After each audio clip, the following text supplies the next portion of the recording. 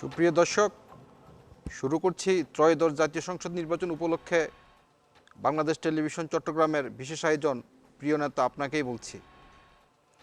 আজকের এই অনুষ্ঠানে আমরা আমন্ত্রণ জানিয়েছিলাম চট্টগ্রাম 10 আসনের প্রার্থীদেরকে। ইতিমধ্যে আমাদের মধ্যে উপস্থিত হয়েছেন দুজন প্রার্থী। আমি শুরুতে তাদের সাথে আপনাদের পরিচয় করিয়ে দিচ্ছি। আছেন জনাব জান্নাতুল ইসলাম, ইসলামী আন্দোলন বাংলাদেশ। আছেন স্বতন্ত্র প্রার্থী মোহাম্মদ আরমান আলী। আপনাদেরকে স্টুডিওতে স্বাগত জানাচ্ছি।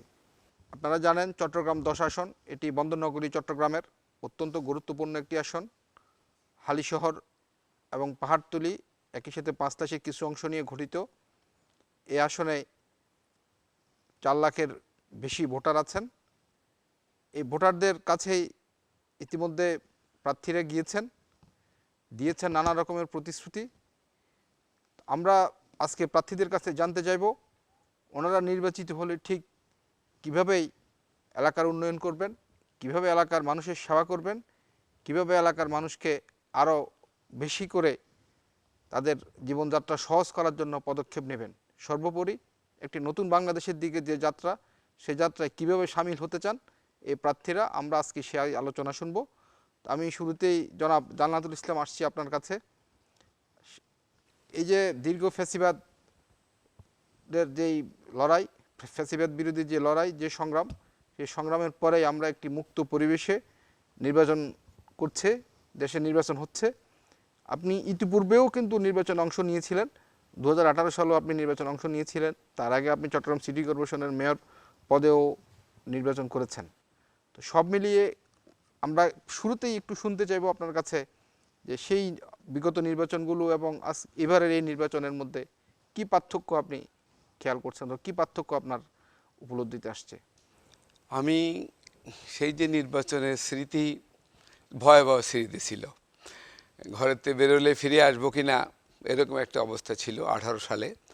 সিটি কর্পোরেশনে একই অবস্থা ছিল। সিটি কর্পোরেশনে 11:30 বাজে নির্বাচন প্রত্যাখ্যান করছি, আর 18 সালে ও 10টা 10:30 বাজে করছি, নির্বাচন কমিশনে যেয়ে নির্বাচন প্রত্যাহার করছি। কারণ 8টা বাজেই শুনতে পাইছি 18 সালে রাতে ভোট হয়ে গেছে। তো যার জন্যই যখন 8টার পরে বেরোলাম, বিভিন্ন সেন্টারে দেখলাম যে আপনি সবচেয়ে আমাদের এজেন্টগুলো বের করে দিছে। তো আগেই আমি আপনার এই নির্বাচন প্রত্যাখ্যান করার জন্য যে লেটারটা আমার পকেটে ছিল, আমি সোজা নির্বাচন কমিশনে যেয়ে আমি এটা দিয়ে, এবং সেখানে এসপি সাহেব এবং কমিশনার সাহেব বসেছিল নির্বাচন। আমি যখন গেলাম রিটার্নিং অফিসার এখানে, তখন ওরা আস্তে চেয়ারটা ঘুরে আমার দিক ব্যাগ দিয়ে অন্যদিক মুখ করে বসে থাকলো। আমি বললাম, ভাই এদিক ফিরেন না, আপনারা ফোন তো ধরছেন না, ভালো কথা, এখন দ্বার গোড়ায় আসছি, আপনারা এখন কথা শোনেন। তো ওনারা ঘুরতে পারে নাই। আসলে লজ্জা ছিল ওনাদের মুখে, ওনারা একেবারে 18 সালের নির্বাচনের আগের দিন পর্যন্ত একেবারে প্রতিশ্রুতি ছিল নির্ভয়ে নিশ্চিন্তে নির্বাচন করতে পারেন, কিন্তু সেটা পারিনি। বর্তমান নির্বাচনের পরিবেশ আলহামদুলিল্লাহ এখনও পর্যন্ত যথেষ্ট ভালো। কিছু আপনি অনাকাঙ্ক্ষিত ঘটনা ঘটছে, আমরা এটাকে অনাকাঙ্ক্ষিত বলেই রাখতে চাই। আমরা আসছি জনাব আরমান আলী আপনার কাছে। আপনারও ইতিপূর্বে একই এলাকায় নির্বাচন করার অভিজ্ঞতা আছে। 2023 সালে আপনি উপনির্বাচন অংশ নিয়েছিলেন। তো আমি আপনার সেই অভিজ্ঞতা এবং এবারের নির্বাচনের যে পরিস্থিতি, সেটার মধ্যে আপনি কি পার্থক্য খুঁজে পান, আমরা একটু সেটাই জানতে চাইব। আমি এই নির্বাচন এবং অতীতের নির্বাচনের সাথে তুলনা করতে গেলে যেটা দেখতে পাচ্ছি, সম্পূর্ণ একটি ভিন্ন নির্বাচন। মাননীয় প্রধান উপদেষ্টা বাংলাদেশের জনগণকে উপহার দিবে বলে আমি মনে করি এবং বিশ্বাস করি। কারণ অতীতের নির্বাচন 2023 সালে উপনির্বাচন আমি যখন অংশগ্রহণ করেছিলাম, তখন নিষিদ্ধ একটি রাজনৈতিক দল ছিল তৎকালীন সময়। নির্বাচন যখন ঘনিয়ে আসছিল, তখন আমার উপর যে প্রতিকার এবং যে হামলা হয়েছিল, আমি প্রায় মৃত ব্যক্তি ছিলাম। প্রায় ধরে নিয়ে যাওয়ায় আমি এখানে উপস্থিত হওয়ার কথাই ছিল না, আমি কবরবাসী হওয়ার কথা ছিল। যেদিন ভোট সেদিন সবাই মিলে আমার উপর যে হামলা করছিল, কিন্তু আল্লাহর রহমত হায়াত ছিল এবং প্রশাসন নিরপেক্ষ ছিল। তখনও ওনারা আসি আমাকে উদ্ধার করে এবং নিরাপদে আমাকে বাসায় পৌঁছে দিয়েছিল। কিন্তু বর্তমানে আসি দেখলাম তার ভিন্ন। এখন দেখতেছি হুমকি বা অন্য কোনো হামলা এরকম এখনো পর্যন্ত আমার চোখে আসেও নাই। আমাকে কেউ দেও নাই। এবং আইন শৃঙ্খলা বাহিনী আমি দেখলাম খুবই সজাগ। ওনারা চাচ্ছেন সহিংসতা ছাড়া একটি সুন্দর নির্বাচন হোক, এবং আমি আশা করি এই নির্বাচন হবে সবচাইতে পরিপূর্ণ একটি শান্তিপূর্ণ নির্বাচন। ধন্যবাদ আপনাকে। আমরা জনাব আরমান আলী আপনার কাছেই থাকছি। আপনি তো ইতিমধ্যে আপনার ভোটারদের কাছে গিয়েছেন, আপনি নিশ্চয়ই জয়লাভের আশা নিয়েই তো আপনি নির্বাচন করছেন। তো আপনার মূল কি প্রতিশ্রুতি আপনি দিচ্ছেন আপনার ভোটারদের, আমরা সেটি একটু Actually, আমাদের দর্শকদের জানাতে চাই। আমরা এমন এক দেশে বসবাস করছি যেখানে জন্ম এবং মৃত্যু অনেক ব্যয়বহুল। জন্ম হয় সিজারে এবং মৃত্যু হয় লাইফ সাপোর্টে। এই দুটা বিষয় যারা সম্মুখীন হয়েছেন শুধুমাত্র তারাই জানেন কেমন কষ্ট এবং বেদনাদায়ক। আমি চট্টগ্রাম 10 আসনের সন্তান, আমার জন্মস্থান এখানে, আমার পূর্বপুরুষের কবরস্থান এখানে। তাই আমার নির্বাচনের প্রথম প্রতিশ্রুতি ছিল চট্টগ্রাম 10 আসনের 8টি ওয়ার্ডের সমন্বয়ে একটি মা এবং শিশুদের জন্য ম্যাটারনিটি হসপিটাল, যেন প্রত্যেক মা স্বাভাবিকভাবে সন্তান জন্মদান দিতে পারেন। এবং একটি সাধারণ হসপিটাল প্রতিষ্ঠিত করব, যেন সাধারণ মানুষ কম খরচে চিকিৎসা নিতে পারেন। আর আরেকটি বিষয়, সেটা হচ্ছে যেহেতু আমি এলাকার সন্তান, আরেকটি বিষয় হচ্ছে 8টি ওয়ার্ডের জন্য একটি করে কবরস্থান, মোট 8টি কবরস্থান আমি প্রতিষ্ঠিত করব। কারণ বর্তমানে আমাদের চট্টগ্রামে জায়গার মূল্য অনেক বেশি, কিন্তু কবরস্থান খুবই সংকট। যার কারণে আমি প্রতিশ্রুতি হিসেবে দিচ্ছি, দ্বিতীয় প্রতিশ্রুতি, প্রত্যেকটি ওয়ার্ডের জন্য একটি করে মোট 8টি কবরস্থান প্রতিষ্ঠিত করব ইনশাআল্লাহ। জনাব জান্নাতুল ইসলাম, আমরা আপনার তো অনেক ধরনের প্রতিশ্রুতি দেন, অনেক ধরনের সমস্যা ভোটার আপনাদের কাছে উপস্থাপন করে। তো সেসব ক্ষেত্রে আপনি কোন কোন জিনিসগুলোকে গুরুত্ব দিতে চান যদি আপনি নির্বাচিত হন? কমিউনিটি ক্লিনিং যেটা আছে আমাদের, এটা 24 সার্ভিস দেওয়ার কথা, প্রত্যেক ওয়ার্ডেই আছে, কিন্তু এটা দিচ্ছে না ঠিকমতো। আমি এটাকে সর্বপ্রথম 24 সার্ভিসে নিয়ে আসতে চাই। এবং আপনি দেখেছেন যুব সমাজ, আমাদের যুব সমাজকে কিভাবে মাদক দিয়ে ধ্বংস করে দেয়া হচ্ছে। বিগত ফ্যাসিস্টদের যেই মন্ত্রী পরিষদ বা এমপি ছিল, সেখানে ইয়াবাবদি ছিল। আমাদের দেশে যদি ইয়াবাবদি থাকে এমপি, তাহলে ওই দেশের যুব সমাজকে আপনি কীভাবে বাঁচাবেন বলেন? যার জন্যে আমার এই সর্বপ্রথম হচ্ছে যুব সমাজকে, কোনো জাতিকে বাঁচাতে হলে, কোনো দেশকে বাঁচাইতে হলে, আর কোনো দেশকে ধ্বংস করতে হলে ওই দেশের ছাত্র এবং যুব সমাজকে আগে ধ্বংস করে দিতে হয়। আমার ফার্স্ট প্রায়োরিটি হবে কিশোর গ্যাংকে যারা লালন পালন করছে, পিছনের যে শক্তিটা আছে, এই শক্তিকে নির্মূল করে দেওয়া। এবং যারা মাদক দিয়ে যুব সমাজকে ধ্বংস করতেছে, এখান থেকে এই মাদক বন্ধ করা, চিরতরে বন্ধ করা, মাদক যেন দেশে ঢুকতে না পারে।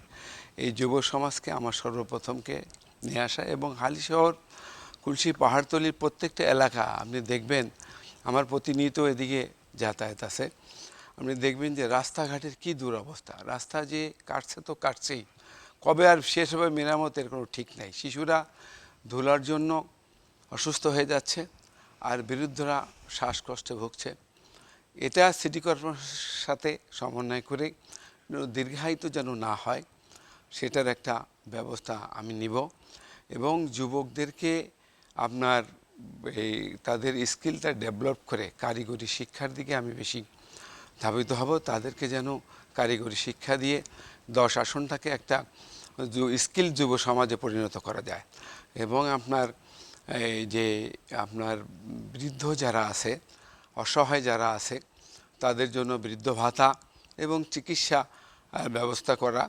আমি যদি এখানে 10 আসনে 2টা অ্যাম্বুলেন্সের ব্যবস্থা করে দিতে পারি, পাশেই ধরেন মা ও শিশু হসপিটাল আছে, এটা আমার হয়তো এখানে হসপিটাল করতে আমার সময়ের ব্যাপার, কিন্তু আমি যদি ইমিডিয়েটলি 2 থেকে 3টে অ্যাম্বুলেন্সের ব্যবস্থা করে দিতে পারি, তাহলে আমার নির্দিষ্ট জায়গায় থাকলে, হালিশহরে একটা, কুলসিতে একটা, আর পাহাড়তলি এদিকে মেলে একটা অ্যাম্বুলেন্স থাকলে জরুরি ভিত্তিতে যে কোনো সময় যে কোনো লোককে নিয়ে এই হসপিটালগুলোতে আপাতত ট্রিটমেন্ট দিতে পারবে।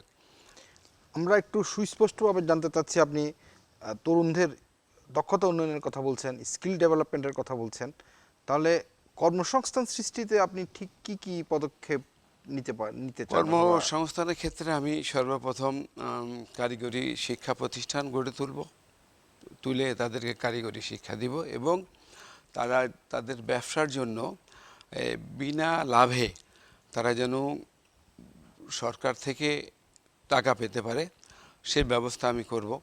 তারা যেন ব্যবসা বাণিজ্য করতে পারে, কারণ বাংলাদেশে জানেন জনসংখ্যা হিসেবে কর্মসংস্থান এভাবে নাই।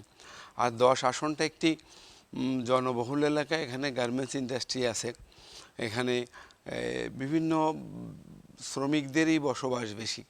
তো আমরা যদি এদেরকে স্কিল করে যদি দেশের বাইরে পাঠাইতে পারি, আমার লক্ষ্য এটাই, বিদেশি রেমিটেন্স যদি তারা আনতে পারে, মানে তৎক্ষণাৎ ব্যবস্থা আর কি এটা। আর স্কিল করে যদি তাদের আমরা বাইরে পাঠাইতে পারি, তাদের লেবার হয়ে তাদের আর যাওয়া লাগবে না। আপনি জানেন যে বর্তমানে আপনার এই দেশটা ঠেকাই রাখছে বিদেশি রেমিটেন্সে, তার বেশিরভাগ লোকই হচ্ছে আমাদের নন স্কিল লেবার ভিসা যাচ্ছে, এবং তারা সরকারের কোনো পৃষ্ঠপোষকতা নেই, নিজেরা বাড়ি বেচতেছে, বাপের সম্পত্তি নেই, এমনকি সুদে টাকা নিচ্ছে তাদের। আমার যে অবজারভেশন আছে, আপনি 25% লোকের টাকা মার যায়। এই বিদেশি যারা পাঠায় লোক, এরা তাদের টাকা টোটালি মেরে দেয়, কিন্তু আপনি এই যারা জনপ্রতিনিধি আছে তাদের কাছে গেলে তাদের কোনো প্রতিকার তারা পায় না। এটার আমি সুব্যবস্থা করবো ইনশাল্লাহ, যেন বিদেশে যারা যেতে চায় তাদের পৃষ্ঠপোষকতারা, দেশে যারা ব্যবসা করতে চায় তাদের বিনা লাভে তাদেরকে পুঁজি দেওয়া। আর একটা কথা আসলে বলতে ভুলে গেছি আমি, 36শে জুলাইয়ের শহীদদের উপর গভীর শ্রদ্ধা, এবং 71-এ স্বাধীনতা যুদ্ধে যারা জীবন দিয়েছে, যেসব মা বোন আপনার ইজ্জতের বিনিময়ে দেশ স্বাধীন হয়, তাদের উপর গভীর শ্রদ্ধা রইল। আর আপনি 36শে জুলাইয়ে ইসলামী আন্দোলন বাংলাদেশ প্রথম থেকেই তাদের সাথে ছিল, আমরা রাজপথে ছিলাম। আমরা একটু জনাব আরমান আলী আপনার কাছ থেকে শুনতে চাই যে তরুণদের এবং যুবকদের কর্মসংস্থানের জন্য আপনি ঠিক কি কি পদক্ষেপ নিতে চান, অথবা কি কি পদক্ষেপ আপনার পরিকল্পনায় আছে? কর্মসংস্থান ক্ষেত্রে আমি একটা কথা বলবো, সেটা হচ্ছে এমনভাবে কর্মসংস্থান তৈরি করতে হবে যেন দেশ এবং জনগণ উভয়ের যেন লাভবান হয়। বাংলাদেশের সবচেয়ে একটি গুরুত্বপূর্ণ সেক্টর হচ্ছে গার্মেন্টস সেক্টর। যদি বিদেশি বিনিয়োগ বাড়া যায় এবং গার্মেন্টস সেক্টর অল্প জায়গার মধ্যে বেশি সংখ্যক লোকের কর্মসংস্থান হয়, আমি চাই গার্মেন্টস সেক্টরটা অ্যানালাইজ করা হোক এবং বেশ করে বিদেশি বিনিয়োগের মাধ্যমে গার্মেন্টস সেক্টর বৃদ্ধি করা হোক, যার মাধ্যমে অল্প জায়গার মধ্যে বেশি সংখ্যক জনসংখ্যার কর্মসংস্থান হবে। যেহেতু আমি একজন এক্সপোর্টার, বিদেশি বিনিয়োগ দেশের জন্য খুবই মূল্যবান, তাই আমি চাই বিদেশি বিনিয়োগের মাধ্যমে দেশে ইন্ডাস্ট্রি ক্ষেত্রে বিশেষ করে গার্মেন্টস সেক্টরকে গুরুত্ব দেওয়া, এবং এটার প্রতি আমি গুরুত্ব দিব। ধন্যবাদ আপনাকে। আমরা আপনার কাছে আরমান আলী আপনার কাছে আছি। আপনারা জানেন যে চট্টগ্রাম 10 ওই এলাকা, বিশেষ করে হালিশহর, পাহাড়তলী এই এলাকায়, এবং বিশেষ করে পাঁচলাই, সুলুকবহর ওইসব এলাকায় জলাবদ্ধতা একটি বড় ধরনের সমস্যা। সেই ক্ষেত্রে জলাবদ্ধতা নিরসন, এইসব এলাকার পরিবেশের উন্নয়ন, বিশেষ করে পরিবেশের যেই জলবায়ু পরিবর্তনের যে ভয়ানক পরিস্থিতি, যে ক্ষতিকর পরিস্থিতিতে আমরা এখন দাঁড়িয়ে আছি, তো এই ক্ষতি থেকে আপনি আপনার এলাকাকে রক্ষার জন্য কি পরিকল্পনা করছেন? জলাবদ্ধতা 12 মাসের মধ্যে 2 মাসে হচ্ছে জলাবদ্ধতা থাকে, বিশেষ করে বর্ষাকালে। আমাদের অফিস থেকে বাসায় যাতায়াতের মধ্যে প্রায় সময় বর্ষাকালে আমরা যেতে পারি না, শুধুমাত্র রাস্তায় পানি ওঠার কারণে। এই ক্ষেত্রে আমি বলবো যে সমস্ত খাল মানুষ গিয়ে দখল করে নিয়েছে, এগুলো উদ্ধার করা প্রথম কাজ হচ্ছে সেটাই। দেখবেন অনেক খাল একদিক দিয়ে আছে 22 ফুট চওড়া, ভিতরে গিয়ে হয়ে গেল 10 ফিটের মতো। বিশেষ করে আমাদের হালি শহরের মাঝখানে বিপ্লব ওদিক দিয়ে আমাদের বাড়ির পাশে খালটা হচ্ছে ঠিক 22 ফুটের মতো, কিন্তু মাঝখানে গিয়ে হয়ে গেল 10 ফিট। তাহলে এই জায়গাটা কেউ না কেউ দখল করছে। আমি চাই এই জায়গাটা সম্পূর্ণভাবে উদ্ধার করতে হবে, এবং উদ্ধার করে নিরসন করে ইনশাআল্লাহ খালটা পরিষ্কার পরিচ্ছন্ন রাখলে নিরসন হবে জলাবদ্ধতা, এবং দেশের জনগণ শান্তিতে থাকবে। জনাব জান্নাতুল ইসলাম, আপনার কাছেই আসছি। আরমান আলী যেমন বলছিলেন যে জলাবদ্ধতা নিয়ে ওনার পরিকল্পনার কথা, আমরা আপনার পরিকল্পনা শুনতে চাই, বিশেষ করে জলাবদ্ধতা এবং সামগ্রিক পরিবেশ রক্ষার জন্য, পরিবেশের ভারসাম্য রক্ষার জন্য আপনার কি কি পদক্ষেপ থাকতে পারে? আমি এই আরমানির ভাইয়ের একটা একটু যোগ করতে চাই যে গার্মেন্টস শ্রমিকদের কিন্তু বৈষম্য আছে। গার্মেন্টস শ্রমিকদের তাদের ঠিকমতো দেওয়া হয় না। গার্মেন্টস শ্রমিকদের আপনার বেতনটা ঠিকমতো পায় না, তারা ন্যায্য মূল্য তারা পায় না। সেটারও ব্যবস্থা করব আমি ইনশাল্লাহ মালিকদের সাথে কথা বলে। আর আপনার জলাবদ্ধতা আপনারা জানেন যে মোটামুটি 10 আসনটা কিন্তু পুরাটাই সিটি কর্পোরেশনের ভিতরে, এটার উন্নয়ন কাজটা সিটি কর্পোরেশনই করে। আমি ইতিমধ্যে সিটি কর্পোরেশনের মেয়র মহোদয় সাদাত ভাইয়ের সাথে একসাথে নির্বাচন করছি, আমার সম্পর্কও ভালো ইনশাল্লাহ। আমি যদি নির্বাচিত হই তাহলে এই জলাবদ্ধতা দূর করার জন্য ঢাকাতে যেমন আপনার এই বাঁধ নির্মাণ করে বৃষ্টির পানি বেশি হয়ে গেলে বিশাল বিশাল মোটর বসানো আছে, যেটা আপনি মানে আকাশে মেঘ হইলেই স্টার্ট করে দেয়, ড্রেনের পানিগুলো আগেই সরে ফেলে। তো চট্টগ্রামে যখন আপনি জলাবদ্ধতা হয়, যখন জোয়ার আসে, তখন কিন্তু এটাকে রক্ষা করার কোনো উপায় থাকে না। যার জন্য এই বাঁধ যেটা আছে আমাদের, এই বাঁধে যদি আমরা সুইচ গেটটা ঠিকমতো কাজ করতে পারি, তাহলে আপনি এই সুইচ গেটে যদি আমরা এরকম বড় বড় ব্লয়ের মতো পাম্প বসাই দিতে পারি, তাহলে আপনি জোয়ারের সময় বৃষ্টি নামলে কিন্তু আমরা এই পানি এটা দিয়ে শেষ করে ফেললে জলাবদ্ধতাকে মুক্ত হবে। এবং আপনি ওয়াসা এবং বিদ্যুৎ এবং গ্যাস, এই তিনটা ডিপার্টমেন্ট হলো আপনি রাস্তা খোঁড়াখুড়ি করে, এই তিনটা ডিপার্টমেন্ট আর সিটি কর্পোরেশন মিলায় যদি সমন্বিত করে যদি রাস্তা নির্মাণ করা যায়, তাহলে কিন্তু সহজে রাস্তা নষ্ট হয় না। তো যার জন্য আমি চেষ্টা করব এটা করার জন্য, সিটি কর্পোরেশনের সাথে নিয়ে এই তিনটা কাজ করার জন্য। আর কন্ট্রাক্টরদের জবাবদিহিতার মধ্যে নিয়ে আসা। আপনি জানেন 6 মাসের একটা কন্ট্রাক্টে একটা রাস্তার মেরামত এটা লাগে যায় 2 বছর 3 বছর মিনিমাম, এটা শেষ হয় না। যার জন্য এটা যেন কন্ট্রাক্টরের জবাবদিহিতার ভিতরে আসে, সেটার আমি চেষ্টা করব। এবং আপনার যেই পরিবেশ ব্যাপারে আমরা যদি রাস্তার মাঝখান দিয়ে, একটু শহরের ভিতর তো দুই পাশে গাছ লাগানো সম্ভব না, রাস্তার মাঝখান দিয়ে যদি আমরা এই আইল্যান্ডের মধ্যে সবুজায়ন করতে পারি, তাহলে ইনশাল্লাহ অনেকটা আপনার নির্ভর করবে। আর খাল উদ্ধার, যেটা ভাই বললো, খাল উদ্ধার তো করা জরুরি। এবং পলিথিন সিটি কর্পোরেশন বারবার বললেও সচেতনতা এভাবে করাইতে পারতেছে না। পৃথিবীর আপনি অনেক দেশ ঘুরছেন, আমরাও আল্লাহর রহমতে অনেক দেশে গেছি, সবটা কিন্তু 2টা ড্রাম থাকে, একটা হচ্ছে পলি, একটা হচ্ছে ময়লা। পলিটা যদি পলির ভিতর ফেলে সচেতনতা আনা যায়, তাহলে আপনি এই কিন্তু ড্রেনেজটা কিন্তু এরকম অবস্থা হয় না। আর আপনি আরেকটা জিনিস খেয়াল করবেন, সিটি কর্পোরেশন ময়লা পরিষ্কার করতেছে, ময়লা উঠে রাস্তার পাশে রেখে চলে যাচ্ছে। এটা কিন্তু দেখা যায় 3 দিন 4 দিন বৃষ্টি ছেড়ে হলে আবার ধুয়ে ড্রেনে যাচ্ছে। এটা যেন সাথে সাথে সরানো হয়, এই ব্যাপারেও আমি মেয়র মহোদয়কে বলবো যেন এটা যেন সুষ্ঠু ব্যবস্থা নেওয়া হয়, 2বার যেন না করা হয়, একবার করে একবারই তুলে নিয়ে যাক। আমরা আরেকটা প্রসঙ্গে আসতে চাই, সেটি হচ্ছে জননিরাপত্তার বিষয়টি। আসলে আপনারা জানেন যে বিভিন্ন সময় এই যে জননিরাপত্তা, ছিনতাই, তারপরে আরও কিছু বিষয় আছে যেগুলো জননিরাপত্তা বিঘ্নিত করে। ইপটিজিং হয়, বাচ্চারা স্কুল কলেজগামী মেয়েরা ইপটিজিংয়ের শিকার হয়।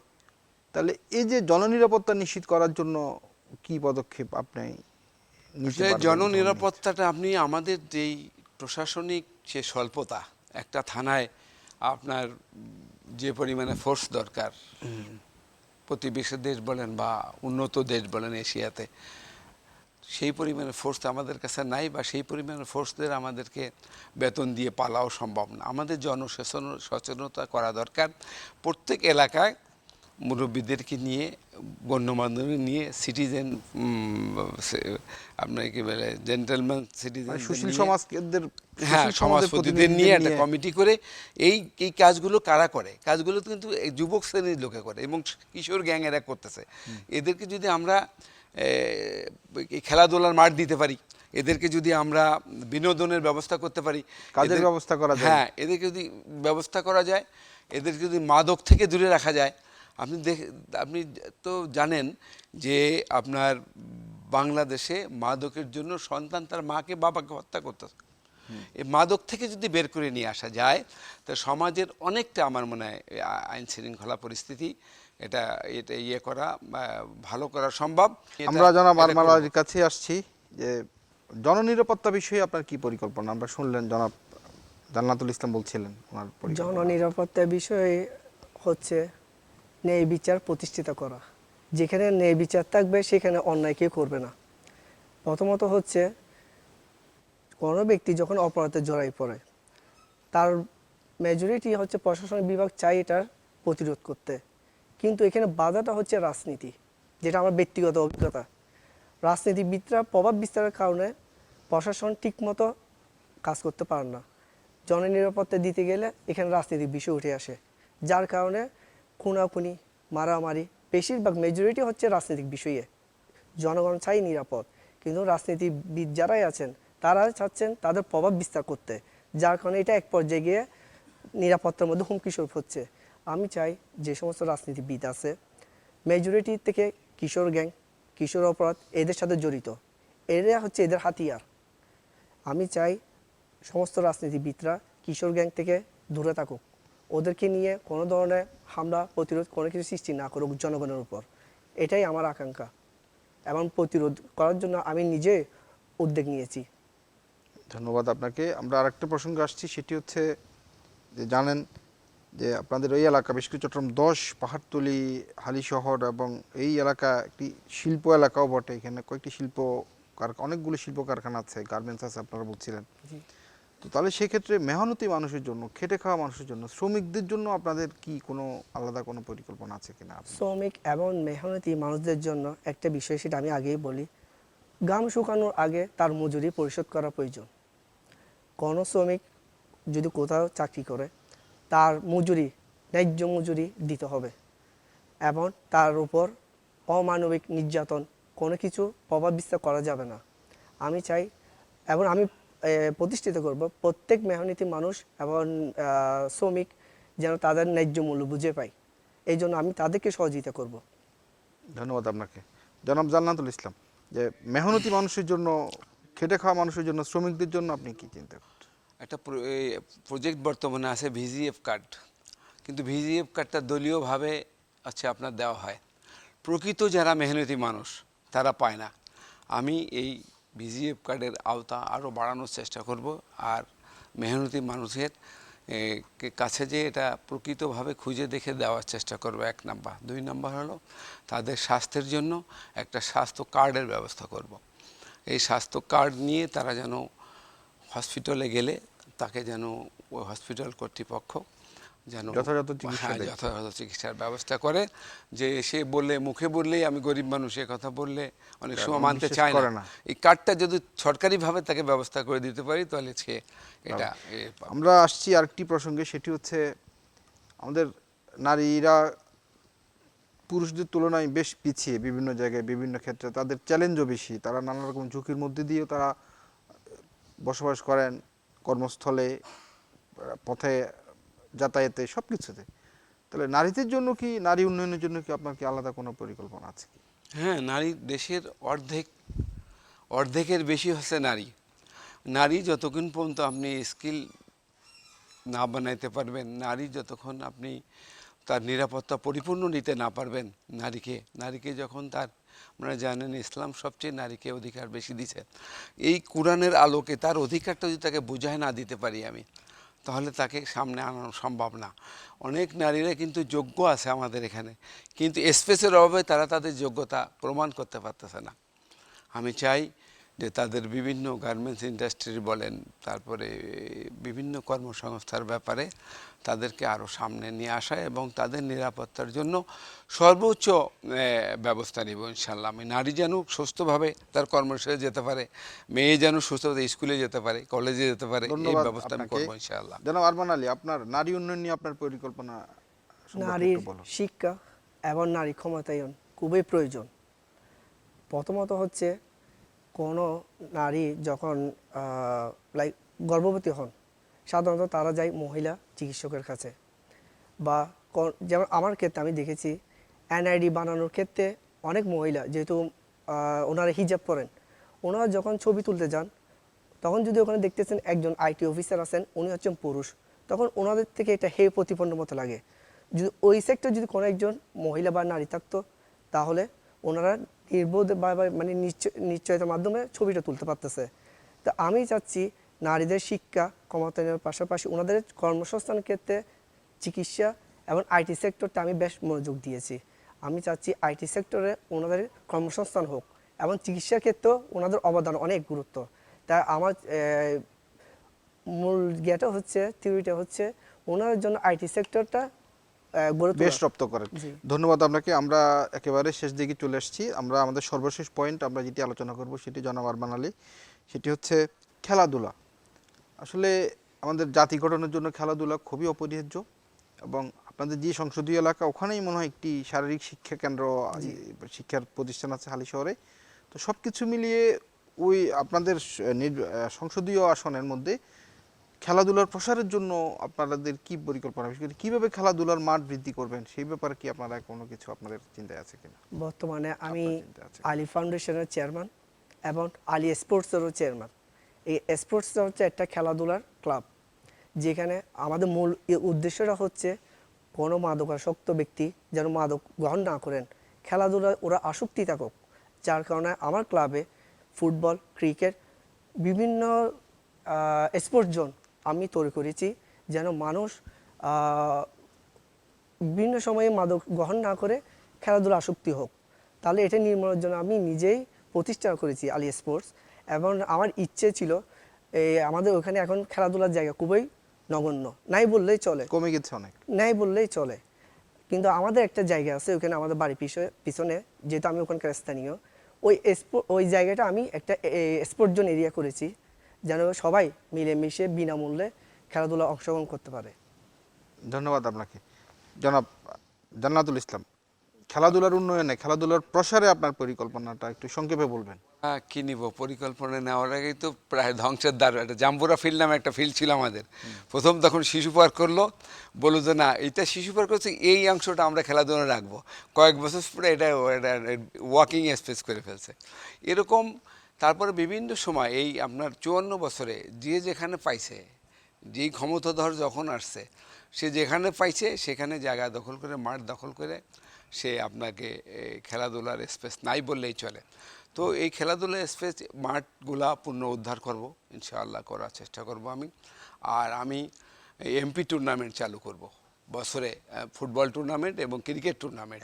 এমপি টুর্নামেন্ট চালু করব বছরে, যেন 2টা করে এমপি টুর্নামেন্ট হয়। চমৎকার আইডিয়া, চমৎকার পরিকল্পনা। আপনার আমরা একেবারে শেষ দিকে, আমরা শুধু 30 সেকেন্ড আপনার ভোটারদের উদ্দেশ্যে আপনি কিছু বলতে চান কিনা, একদম খুব সংক্ষেপে বলবেন। আমি 10 আসনের সকল ভোটারবৃন্দকে আমার পক্ষ থেকে অভিনন্দন ও ধন্যবাদ।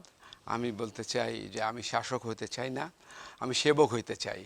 আমি আপনাদের পাশে সেবক হিসেবে থাকতে চাই। ধন্যবাদ। আমি চাই সৎ মানুষকে যেন সংসদে নিয়ে আসে, সৎ মানুষকে ভোট দেওয়ার জন্য আমি ওয়াদা করতেছি আমার 10 আসনের সমস্ত ভোটারদের কাছে, আমি আপনাদের কোনো আমানতের খেয়ানত করব না। সরকারি বরাদ্দ আপনাদের দৌড়গোড়ায় পৌঁছে দেব। ধন্যবাদ আপনাকে। জনাব আরমান আলী, একেবারে সংক্ষেপে আপনার ভোটারদের উদ্দেশ্যে কিছু বলবেন আমি কিনা? বলবো, আপনাদের একটি ভোট আগামী প্রজন্মের ভবিষ্যৎ। যাকে আপনারা এমপি নির্বাচন করবেন, সেই জন্য আপনাদের বিপদে আপদে আপনার পাশেই থাকতে পারেন, আপনারা যেন ওনার কাছেই যেতে পারেন, সেরকম ব্যক্তি দেখে তাকে ভোট দিবেন। আসসালামু আলাইকুম রহমতুল্লাহ। আমাদের সাথে এই অনুষ্ঠানে অংশগ্রহণ করার জন্য আপনাদেরকে অনেক অনেক ধন্যবাদ জানাচ্ছি। আপনাকেও ধন্যবাদ, আপনাকেও ধন্যবাদ। বিটিভিকেও ধন্যবাদ। শেষ করছি আজকের মতোই। আমাদের, আপনারা জানেন, আগামী 12ই ফেব্রুয়ারি অনেক প্রত্যাশিত আমাদের একটি নির্বাচন, এবং সেখানে একই সাথে জনপ্রতিনিধি নির্বাচন সংসদীয় আসনে এবং গণভোট, রেফারেন্ডাম, হ্যাঁ ভোট না ভোট। আপনারা আপনাদের দেশের আগামী নতুন একটি বাংলাদেশ গড়ার স্বার্থে আপনারা আপনাদের যোগ্য প্রার্থী দেখে, সৎ প্রার্থী দেখে, আদর্শবান প্রার্থী দেখে আপনারা ভোট দেবেন, এবং নতুন বাংলাদেশ গড়ার জন্য আপনারা গণভোটে অংশগ্রহণ করবেন। আপনাদের সকলকে ধন্যবাদ।